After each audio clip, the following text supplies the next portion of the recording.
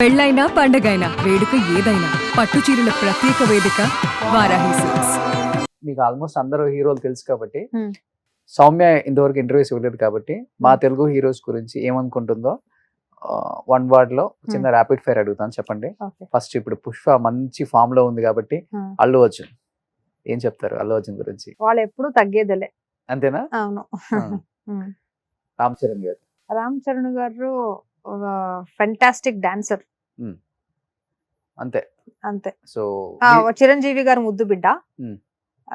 చాలా మంచి dancer. Hmm. రంగస్థలం మా ఫేవరెట్ మూవీ వాళ్ళది.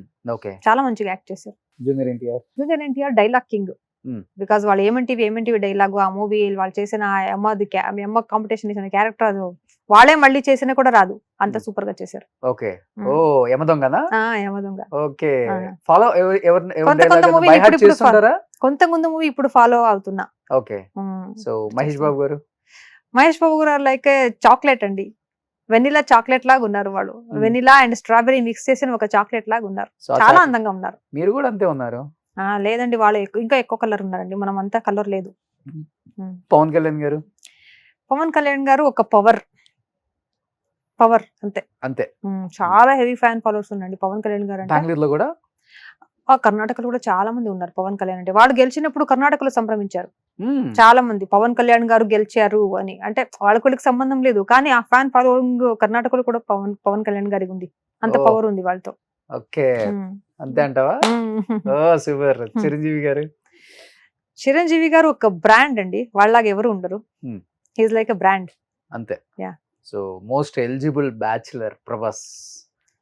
ప్రభాస్ గారు బాహుబలి అండి. Hmm.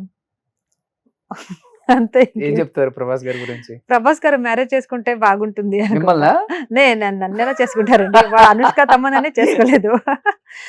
లేదు, వాళ్ళు తొందరగా మ్యారేజ్ చేసుకుంటే వాళ్ళు ఇంకొక చోట ప్రభాస్ వస్తే ఇండస్ట్రీకి బాగుంటుంది అని. చోట ఇప్పుడు ట్రై చేస్తే అట్లీస్ట్ ఇంకా 20 years తర్వాత ఒక చోట ప్రభాస్ ని చూడొచ్చు కదా. ఈ Okay. ప్రభాస్ గారికి వయసు అయిపోతుంది, ఏజ్ అయిపోతుంది. అప్పుడు చోటా ప్రభాస్ గారు అమ్మో. వస్తే వాళ్ళు కూడా బాహుబలి పార్ట్ 3 తీసుకోవచ్చు.